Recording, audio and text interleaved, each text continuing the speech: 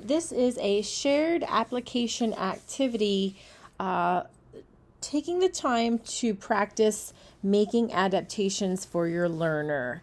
And this is going to revisit everything that we learned in the presentation this week, and it's going to be for 50 additional points. So you're going to work through this presentation for the activity. The first step is getting to know your class.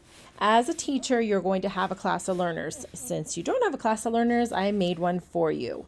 So I want you to just take a minute and look at each of the students and read how they are diverse in 4 of the following ways: their ability, their language, their interest, and their family structure. So every kiddo has something specific about them in this category or a semblance of that in their category. And then you're going to apply this for individual students, and I'll explain more as you go. The first task is getting to know the kinds of literature you want to use for read-alouds and content learning in your classroom. So in just a minute, you're going to click down here on this Padlet board, and it's going to open up a Padlet that has each of the learners individually lined up across the top. And you can kind of see that in the example. So each child has their name, and then I've done a post with a screenshot of their 4 different categories that make them diverse. So you can basically choose one student, and please do not duplicate. That means at the end of this activity, each student will have one post and no more than one post. Reread the student's family structure, interest, and diversity. Then I want you to go to a new window, and I want you to do a search of literature that would be appropriate for a kindergarten student, and it has to relate to something that you know about them. So maybe they like dinosaurs, so you might want to find a dinosaur book. Maybe they are African Americans, so you might want to find a book that it has multicultural literature in that area. Maybe they were adopted, so maybe you want to find literature about an adoption story. So we want to bring the things that we know about them into our classroom so they feel their worth and their diversity celebrated by everyone. So basically, you'll have to go to a new window. You can search it up in Google. You can go to any of the book websites we've talked about so far for Children's Literature Week, and just play around with it until you find a book. When you've found that book, you're going to post a video. Usually, most books are read on YouTube if they're a good quality picture book. So you can find a video recording of it on YouTube, or if you can't find the video and you really love the book, just post a picture of the cover. And you can do that on Padlet. At the very bottom of the post, there'll be options for you to add in videos and other things, and we've talked about that before. After you provide the video or picture, you're going to write a summary of why this book would be a match for your specific student. And I've shown an example right here. So this is my post for Kyle. I've deleted it since. Please don't use the same book if you choose Kyle. But basically, I shared the title and author. I've shared a summary of why the book is a match and a video.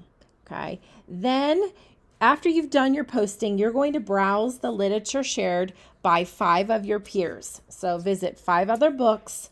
If you get a chance to watch the video, that would be the best case scenario, because I want you getting lots of opportunities to hear new literature. And then you're going to rate the book. So there's a 5-star rating. So if you think this is a great match for the student, give them 5 stars and tell them why. If you think this is maybe like a 4-star, like it could have been better, but there's some good qualities, rate them 4, etc. So that's what you're going to do for task 1. Task 2, you are going to click on the Padlet board, and it's going to look almost exactly like the first Padlet board. It has every child's name at the top, and it has their little screenshot of their abilities.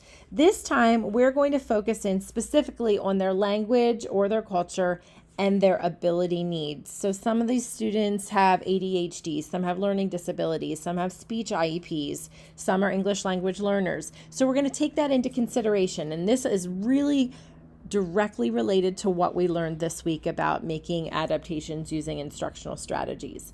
So you're going to choose one student. Do not choose a student that has already been taken. You're going to study their profile, and then you're going to break it down. And I've done this for Daniel in my example. Daniel is at ELL stage 2. So I gave a rationale about what he's going to need as a stage 2 learner. And then I talked about how I would adapt the lesson. So basically, you're going to move ahead. And actually, the best way to do this after you know the directions is to click here and open the Padlet board on one window, and then you'll just go down here and open this window. So this is a lesson plan on personal connections. It's related to our state standards, CC 1.3 KG. And then we have our objective, our big idea and essential question, our rationale, the activity description, materials, vocabulary, procedure, and assessment. So this is a typical hack lesson plan. Read this lesson plan and then think, okay, if I had Kyle in my classroom and he was an English language learner, where might he need support? Maybe you're looking at another student. Maybe you're looking at a child who has ADD, or maybe you're looking at a child who has a speech IEP or a learning disability. So how would they need to have this lesson adapted so they can be successful? Then basically you'll go back to that Padlet board and you will post how you would adapt the lesson. And you're just going to describe it in words. And you'll be able to read this better, when you're looking at this full screen. But you can see my adaptation for an example. So basically, we just have the rationale of what the student needs and what adaptation you're going to make. Then at the very end, after you've done your post, you're going to go visit 3 different peer adaptations that are posted on Padlet, and you're going to comment on them. What do you think they did well with this adaptation? Do you think it would be successful? Or do you think they're going to need some more support? There might have been a better adaptation for that student's need. So 3 of those. Then you're going to move to task 3, and this is going to be application of the strategies we learned in the presentations. So you're going to go to this Padlet board right here, and on that Padlet board I have a strategy and then a video of a teacher using that strategy with a quick description. So you're going to view a bunch of them. It's good review, and they're really, really short video clips. So review the strategies, and then you're going to choose a student that you think would benefit from one of those strategies. So in my example, I picked Monica. Monica has a speech IEP. So I thought, I think it would be best if she tried the authentic messages, and I have a little explanation of the application of that. It is not related to the lesson plan that you just did the adaptation for. This could be just any time in the classroom when you're teaching Monica what might be a good strategy that would work for her. You're going to find that these strategies are going to work for a lot of kiddos.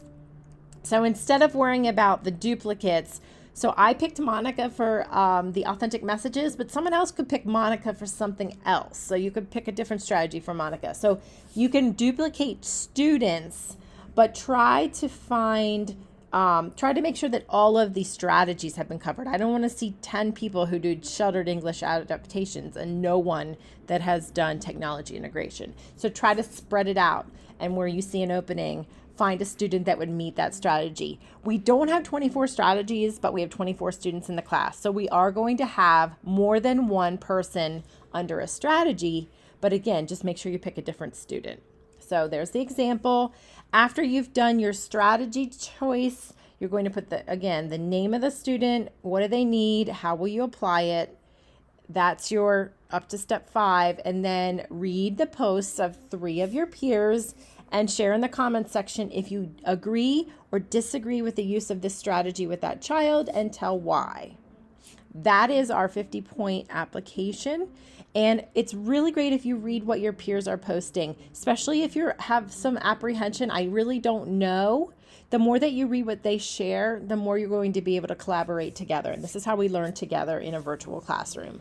So at the end of this, you should be able to check off each of these. So there's 3 things to do for task 1, 3 things for task 2, and 3 things for task 3.